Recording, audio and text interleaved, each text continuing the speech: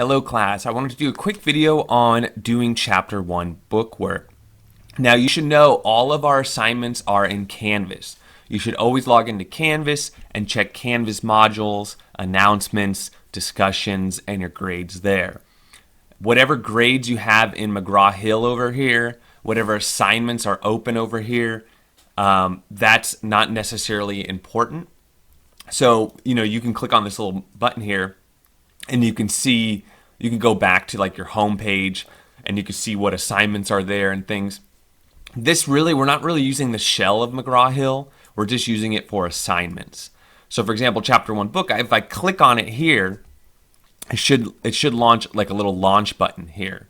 Yeah, launch. And I click that and then it takes me to here. So all of your navigation and all of your questions as far as what should I be doing, what comes first, is just follow the module week, right? Now start with navigating course, move down to notifications, course email. You can actually even click into here, watch the video, you're done, hit next. This is how you should be taking the class. You watch the Canvas notification, oh, okay, I understand Canvas notifications, next. And just go through each assignment that way. That's how you do the class chronologically without skipping around. So that brings us into this video, which is the Bookwork Chapter 1. So at that point, you should get to Chapter 1 book after you've finished all these assignments. So here it is. I'm in a student view, so it might look somewhat to what yours is. And if you're, let's go ahead and hide this menu here. And the first thing here is these are just sections of the textbook. So each section has, 5 pages or so. And if you notice, highlighting tends to be turned on to start. So if you don't like those highlights, you can turn it off. But highlighting, it basically tells you the key terms. So for those of you that are speed reading or you just want to get to the most important parts, you can absolutely just read the highlighted sections. But for those of you that want to really get into it, you can turn off the highlighting and you can read through the sections. So each of these is a section. So if I go to next section, it's just going to drop down to the next section. These are not pages.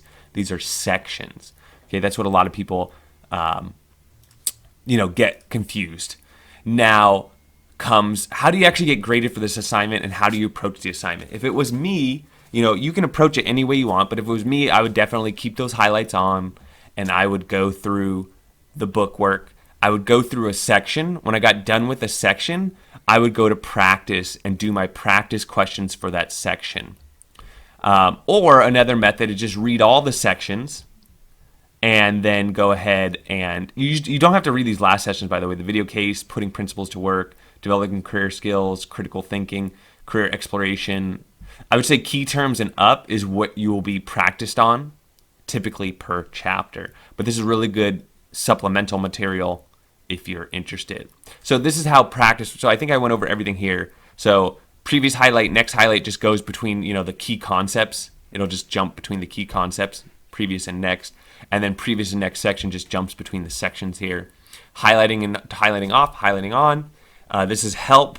And then do you want the font smaller or bigger if you need help reading the work? If you want to jump to a page, I believe you could just type it in here and it'll jump to that page, because this is basically an interactive ebook is what you're looking at here. Okay, so that brings us into practice, and this is how you actually get points for the class. Now you'll notice you have to get 60 items correct. So there really is, you should be always getting 100% on this assignment, because the only reason you wouldn't get 100% is if you didn't answer all 60 questions correctly. And yes, you heard me right, correctly. You must get every single question correct, but it's going to help you. For example, if I don't know this question, I can go ahead and do read about this, and it will go ahead and tell me, and the answer is actually right there, tangible and intangible. So I should be able to go back to practice. So these are tangible and intangible. And then how do you know this answer? So now these questions here are for your own reference and for me. This has nothing to do with your grade. But if you say, I know it, I get a report on my side that says, oh yeah, students really knew this question. So if all of my students in my class say, I know this question, I'm like, okay, well, they understand this concept. But if a lot of you hit no idea, then I'm going to be like, oh, wow, maybe I should make some clarification on this particular question. So this is for me to know. Okay, so we know it. And yes, I spelled it wrong. Able, not able. So here's an example of a question. Which of the following are examples of a service? Check all that applies. So there's multiple answers here. You can check which one. And let's just say I don't know it. I can go ahead and say I have no idea. Well, first you can read about this, and then you can read services are intangible, such as education, healthcare. Okay, so not products. Okay, great. So we can go back to the question. Okay, a new suit, that's a product. A college course, that's a service. Auto insurance, a telephone. I think that's right. I'm pretty sure I know this, and I got it correct. Now, you might be wondering, what do these questions do? Well, this is that you have to hit one of these 4 to finalize the question. 60 correct. So let's just get one wrong, just for example here. Services so you definitely can't touch it. So I'm unsure, but that's wrong. And that's correct. It even gave me the right answer. Now, I can read about this if I want to, some clarifications, but let's just say, okay, you notice that this number hasn't changed. What it has done now is it's reshuffled that question into the 58 questions left. So it will appear again, but it will appear again randomly.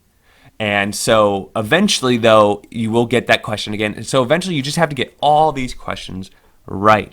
And so for some of you might be like, wow, that's a lot of work, but trust me, I've been doing this for a while now, and this is one of the better ways to absorb this information is by that repetition.